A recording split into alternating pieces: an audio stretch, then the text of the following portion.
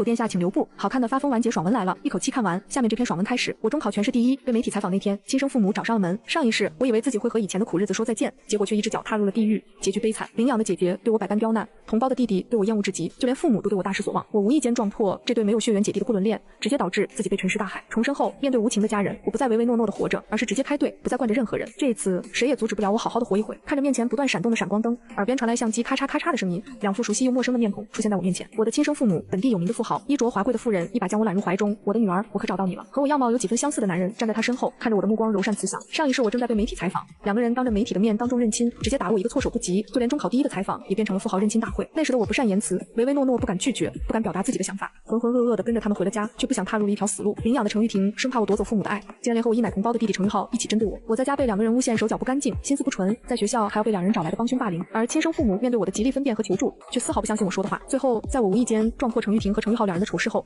直接被这两个人灭口，死无葬身之地。事后，两人更是欺骗父母，说我卷了家里的钱跑到了国外，让父母彻底跟我断绝的关系。此时看着面前找上门的父母，我直接当着在场媒体的面拒绝了他们想带我走的意图。不好意思，我唯一的亲人就是已经去世的爷爷，我已经没有亲人了。见我这么说，媒体们的镜头齐刷刷的对向我，我妈泪流满面，死死抓住我的手不放。为什么？我是你妈妈呀，你为什么不认我呀？你知道我找了你多长时间吗？当初你被人从医院偷走，你知道妈妈心里有多着急吗？妈妈这么多年都没有睡过一个安稳觉，我强行抽回了手。你们是有钱人，是大富豪，要想找我应该很容易吧？为什么偏偏我中考得了全市第一，你们才出现？我爸上前一步，我们确实找了你很多年，也是最近才得到你的消息的。我看着面前的成功人士，你们不是领养了一个女儿吗？为什么还要来找我？是看我学习好能给你们长脸，所以你们才想跟我相认吗？既然你们说找了我这么多年，那为什么我这些年从来没有在报纸和电视上看到任何有关我的寻人启事？我指着眼角连成一排的3颗泪痣，这么明显的胎记标志，我很难找吗？媒体们闻风而动，纷纷把话筒对到这对富豪父母的脸上。是啊，程先生、程太太，请您谈谈这些年你们夫妇是怎么找女儿的吧？最后我到底还是跟他们回了家，毕竟这个世界上什么都是假的，只有钱是真的，跟谁过不去也不能跟钱过不去。不过跟上一世不一样的是，上一世他们非常强势的安排好了我的一切，而这次我却当着媒体的面先声夺人，所以这两个人在我面前再也没有上一世的颐指气使，反而对我多了一些小意谨慎。别墅里，亲妈赵柔热情地把程玉婷介绍给我，盼盼，这是玉婷，是你的姐姐。看着朝我假惺惺伸出手的程玉婷，我扭头看向赵柔，这就是你们领养回来代替我的那孩子。室内的空气凝结成一团巨大的尴尬，把众人全数包裹了进去。我看向亲爸程凯，介绍就不必了。我之所以选择跟你们回来，是因为你们保证能给我提供更好的学习环境。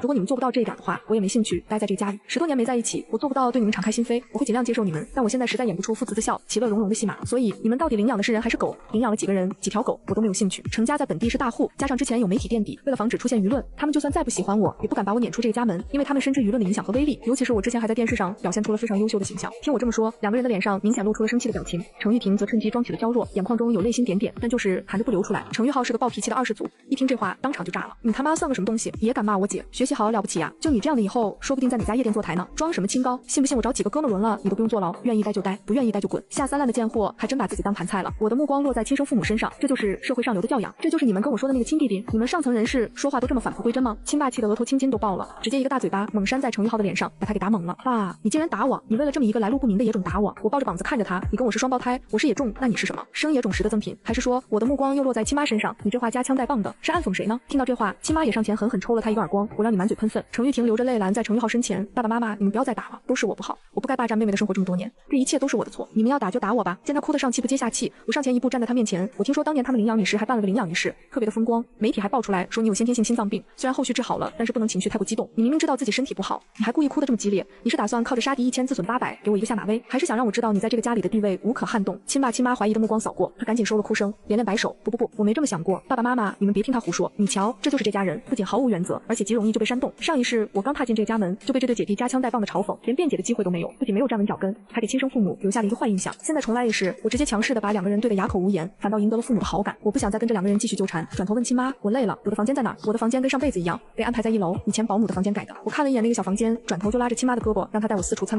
观。说是参观，可我并没有给她机会带路，而是拉着她上楼直奔程玉婷的房间。看着程玉婷有独立卫浴和庞大衣帽间的房间，我冷笑一声，推开了程玉婷隔壁客房的门。亲妈满脸尴尬，眼神有些躲闪。盼盼啊，你姐姐她身体不好，睡眠比较浅，所以这个客房平时都没有安排住人，怕有声音吵到她。我直视她的眼睛，只看着她偏过头去，这才表示理解，没关系，这比我原来的家好太多了。我这是几世修来的福分，才能托生到这样的家庭。我拍拍她的胳膊，我是来学习的，不是来享受的。我也住不了几年，您不用太自责。手心手背虽说都是肉，但手背到底还是没有手心金贵，您说是吧？听了这话，她自责的差点落下泪来，赶紧转移了话题。那个，盼盼你以前住的地方是什么样的？能跟妈妈说说吗？我是爷爷从垃圾桶里捡回来的，爷爷家里人出了车祸，就留下爷爷一个人。本来他那天想着买瓶农药去找家人，结果路过汽车站时听到垃圾桶里有哭声，就把我给捡回来了。爷爷说能遇见我是缘分，说是我的哭声让他不想死了。我家很穷，爷爷平时都是靠捡破烂为生。我2岁时就陪爷爷出去捡瓶子，我家没有自来水，院子里有一口洋井，平时也舍不得用电，蜡烛3分钱一根，比电便宜多了。我强行压下心中巨大的悲伤，一脸平淡的接着说，爷爷年初时走了，给我留了300块钱，让我能挺到了中考。如果不是你们把我接走，我还在发愁高中3年的学费和生活费要怎么办呢？我朝亲妈笑笑，您说我是不是天底下最幸运的人？赵柔再也绷不住了，哭着把我搂进怀里，对不起，妈妈，对不起你，让你受苦了。我看着她像上一世那样真情流露，只觉得有些厌烦。我没有怪您的意思，但你有哭的时间，可以让我先吃口饭吗？我平时一天只吃2顿饭，现在真是有点饿了。她赶紧擦擦眼泪，冲进厨房，手忙脚乱的做饭。可笑，我都要饿死了。她也明明压根就不会做饭，还偏偏为了展示母爱，把保姆撵到一边，非要自己给我做饭。看她在厨房手足无措的样子，我直接把她推了出去，烧水煮了担面条。不愧是有钱人，就连挂面都是高档礼盒装的，普普通通一顿混汤面。我做了2大碗，端给她1碗，看我抱着海碗吃的狼吞虎咽，她终究还是没忍住。盼盼啊，你是个女孩子，站有站相，坐有坐相，吃饭的时候也要注意一下自己的仪容仪表啊。我全当她是在放屁，狼吞虎咽地点点头，我下次一定注意。爷爷家穷，这种伙食我们平时压根吃不起，只有过年过节时才能吃到一顿。赵柔听到这话更自责了，眼泪跟不要钱似的淌了半碗。一整个暑假，我都把自己关在房间里学习高中的课程，这和程玉婷跟程玉浩整天出去疯玩花钱败家形成了鲜明的对比，也让程凯和赵柔看我的眼神越发顺眼。程玉婷跟程玉浩到底还是小孩子心性，一玩起来就什么都忘了，这也让我消消停停的把自己沉浸在功课上。没人喜欢努力，但社会只要成绩。我现在要做的就是埋头打一场提升自己将来社会地位的低俗战争，所以我必须努力。临近开学时，亲爸亲妈突然找到我，跟我想的一样，他们提出让我放弃是重点高中，去和这2个小垃圾一起读普通高中。他们天真的以为只要我认真学习，一定能带动2个学渣的积极性，而且想把2个人送进重点高中是要花大价钱的，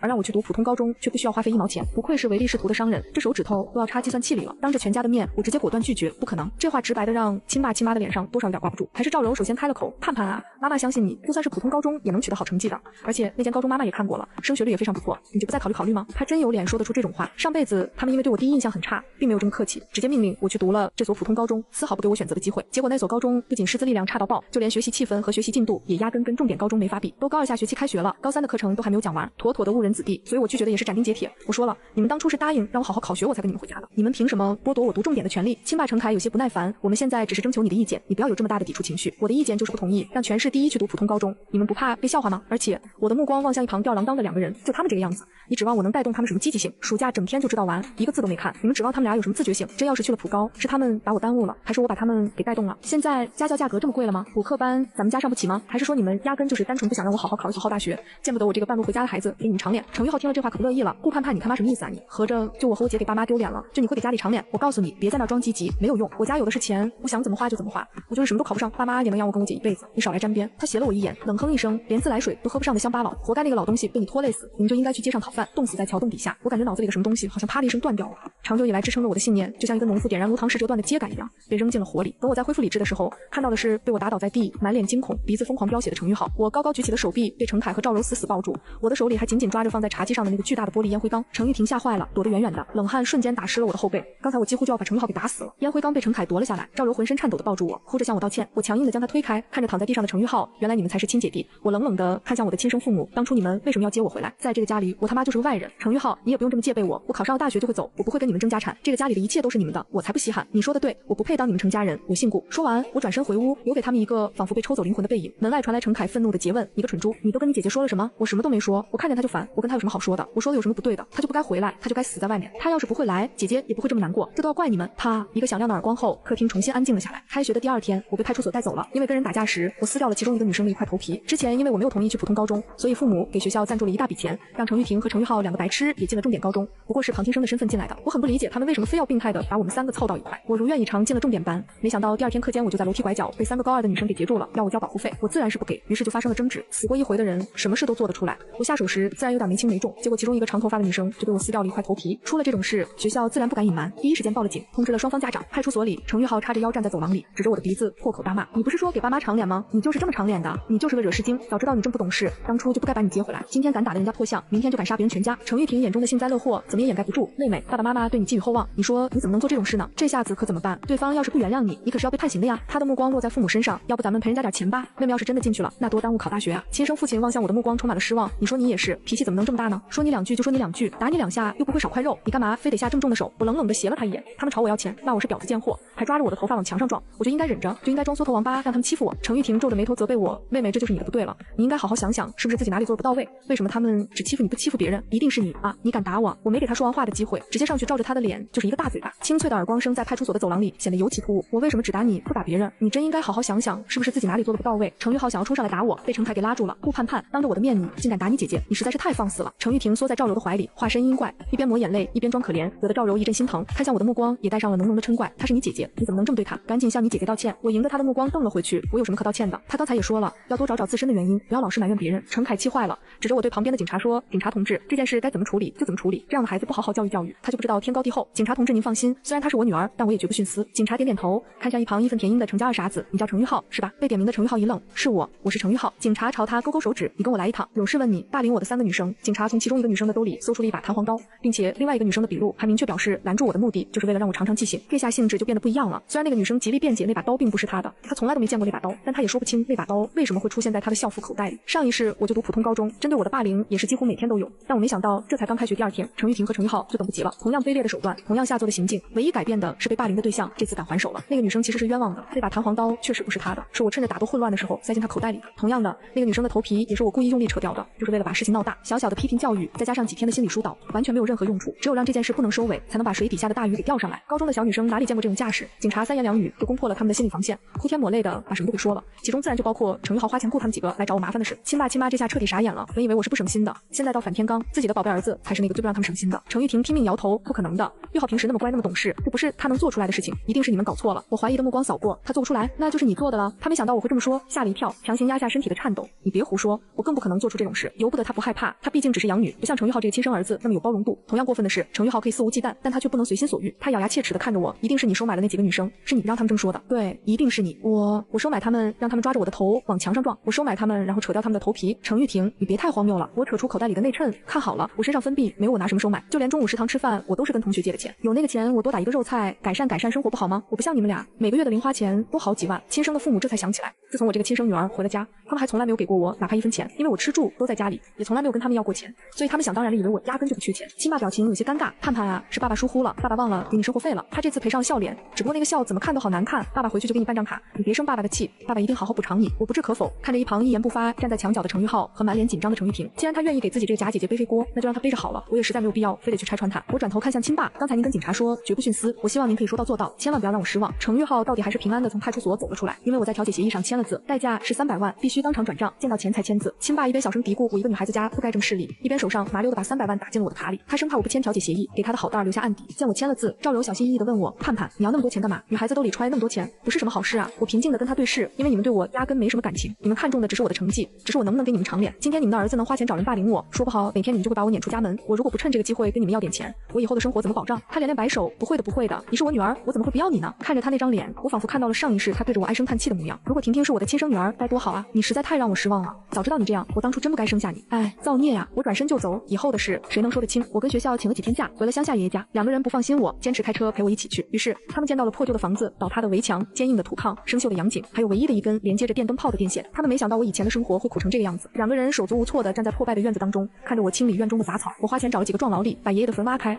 用新买的骨灰盒重新收敛了爷爷的故事，两世的记忆重合在一起。盼盼，等你以后考上大学赚了大钱，爷爷就享福喽。天上下着毛毛雨，落在地上消于无形。我跪在地上，抱着爷爷的骨灰，重生以来头一次崩溃的大哭起来。我在城里的公墓买了最好的位置，亲自把爷爷的骨灰盒放了进去。我把几样肉菜整齐地摆放在墓前，将一只油乎乎的烤鸡腿放在正中。那时我才7岁，又卖了好几天瓶子的钱给爷爷买了一只鸡腿当做生日礼物。我一直不知道爷爷的生日，他总是说上岁数的人不过生日，所以那只鸡腿是我唯一孝敬过他的东西。他咬了一小口，然后笑眯眯地把鸡腿放在我的碗里，好吃。爷爷牙不好，你替爷爷消灭他吧。爷爷轻轻摸着我的头，以后等咱们盼盼赚大钱了，天天给爷爷买鸡腿吃。可他再也等不到孙女给他买的鸡腿了。我将一杯白酒倒在他的墓碑上，对着风点燃了一支香烟。我点了好几次都没点着。亲爸走过来想帮我点烟，我转了个身拒绝了他的好意。我猛吸了一口被点燃的香烟，被呛得几乎咳出了半个肺。点燃的香烟被插在香炉里，我对着墓碑跪了下去，重重地磕了3个响头。身后传来我妈轻声的啜泣。我没有再哭，我不想让自己的眼泪搅了爷爷的清静。从公墓回来，我在学校附近租了一间小公寓搬了出去。学校的多人宿舍坏境不好，我怕别人影响了我的学习。搬家那天，亲爸亲妈试图挽留我，家里也有地方住，还有司机能送你上学，你干嘛非要搬出去住？我的视线停留在那个保姆房改的小卧室，出去住对大家都好，毕竟你们才是一家人。我这个外人就不在你们面前给你们添堵了。之后的日子，我一头扎进了书本里，开始埋头苦学，只要学不死就往死里学。我真正的生日那天，我发了一张朋友圈，一个小小的蛋糕，一根3分钱1根的蜡烛，2只油乎乎的炸鸡腿，旁边是一摞厚厚的试卷，配文：第一个真正的生日，祝我生日快乐，愿爷爷在天堂一切安好。同一时刻，亲爸亲妈为了给程玉婷和程玉浩庆祝生日，开了一场盛大的生日派对。派对上，程玉婷站在6层的蛋糕塔前，闭眼许愿，我想永远和爸爸妈妈还有弟弟在一起，我们一家人永远不分开。第2天，我独自过生日的照片和程玉婷在蛋糕塔前许愿的视频被人挂到了网上，虽然没有上热搜，但这件事也在网上掀起了一片讨论声。到底哪个才是亲生的？哪个才是领养的呀？有钱人不是都最看重血缘的吗？怎么亲生女儿看着好像被流放一样？这样的爹妈也是够奇葩的。亲生女儿孤苦伶仃，却给领养的女儿大操大办轻生。我之前听说程家小公子为了给家姐姐出气，还花钱雇人霸凌自己的亲姐姐，人家自己的家事咱们就别嫌操心了，弄不好是亲生女儿干了什么丢脸的事，被扫地出门了也说不定。楼上纯乐子人，别在这里发癫。这件事在网上发酵了一个上午，亲妈这才想起还有我这么一个亲生女儿。亲爸手忙脚乱的在网上发布声明，为了显得有说服性，还特意用的是公司的官方账号。本来事情不大，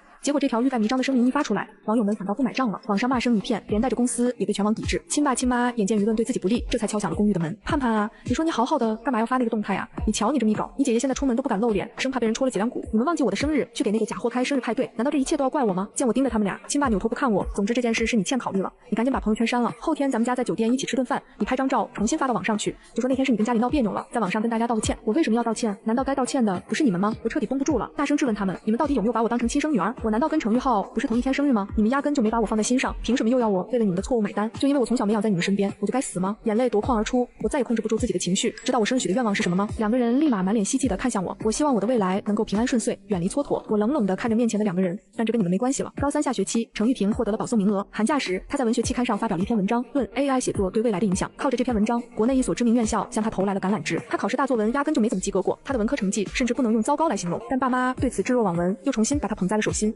连带着一整个假期对我都没有什么好脸色。我气不过，堵住他质问，他却神情倨傲：“你说的什么？我怎么一句都听不懂？那篇文章是我通过自己的努力一个字一个字打出来的，里面全是我的心血，凭什么你一句话就把我的努力全给否决了？你说那篇文章是你写的，你拿出证据来啊！”他笑得狡黠，嘴上说的冠冕堂皇，手指却在手机上飞快地打着字。他把手机屏幕对到我的脸上，别痴心妄想了，我可不会给你录音的机会。告诉你，爸爸妈妈最爱的只能是我，你就该死在外面别回来。偷你文章怎么了？我就偷了，你能拿我怎么样？我才是这个家里唯一的女儿。你如果识相的话，最好赶紧给我滚！我去找亲爸亲妈理论。如料想中的一样，两个人一致劝我大度。盼盼啊，你成绩好，将来一定能考上的好大学。但你姐姐她不是学习的那块料，这次能有个保送的机会不容易，你就把那个机会让给她吧。亲爸程凯大言不惭的建议，你弟弟将来考学也是个大问题，你最好再写一篇，让你弟弟也能保送，那就最好了。我对他们彻底失望了。于是，在爸妈为程昱庭开的庆祝酒会上，我当众在大屏幕上播放了我房间里的监控录像。视频里，程昱庭和程昱浩两个人鬼鬼祟祟的进了我的房间，程昱浩站在门口给他打风，程昱庭悄悄打开了我的电脑。他说的是哪个文件啊？就是跟 AI 写作有关的那个，论 AI 写作对未来的影响。对，就是那个。我听到那个贱人打电话时说，那篇文章有很大概率能得奖。程昱庭兴奋地从电脑上拔下 U 盘，好了，我复制下来了，赶紧把电脑关了，可别留下什么证据。放心吧，程昱浩恶毒的声音响起，他一个野种怎么能跟你比？说罢，两个人居然搂在一起，在我的房间激烈的拥吻起来。亲爸程凯看着视频里的两人，脸色铁青，额头青筋直跳，一耳光狠狠抽在我脸上。混账，你就是见不得你姐姐好，这家的脸都被你给丢尽了。众人的大哗声中，警察推门而入，依旧是那个派出所的走廊里，两个人坐在我对面，对我厉声指责。我爸，我真是白养了你这么多年，一个白眼狼竟然做出这种事来，我没你这个女儿。我妈，你怎么能这么狠心啊？你这么做，以后他们两个还怎么出门见人？亲爸程凯气势汹汹的命令，不管怎么样，你先把案给撤了，剩下的事等我回家再收拾你。我摇摇头，捂着被他打得通红的脸，直直的看着他。你再说一遍，这个家的脸面到底是被谁丢尽了？赵柔气结，抹着眼泪数落我，他们毕竟是你的姐姐和弟弟，你怎么能把他们往火坑里推呀？你怎么能做这种下三滥的事情呢？所以在你们看来，他们姐弟俩做这种罔顾人伦的脏事没关系，偷我的文章也没关系，但是我把事情抖露出来就有关系了。我可以这么理解吗？他们有错，咱们关起门来自己解决。你现在闹得人尽皆知，你这是压根就没把我们当成家人。我霍地站起来，你们把我当做家人了吗？那个文章明明是我写的，我写的时候还给你们还看过，你们这时候倒装起糊涂来了。当初你们不维护我，我现在为什么要维护伤害我的人？那个文章是我在寒假时写的，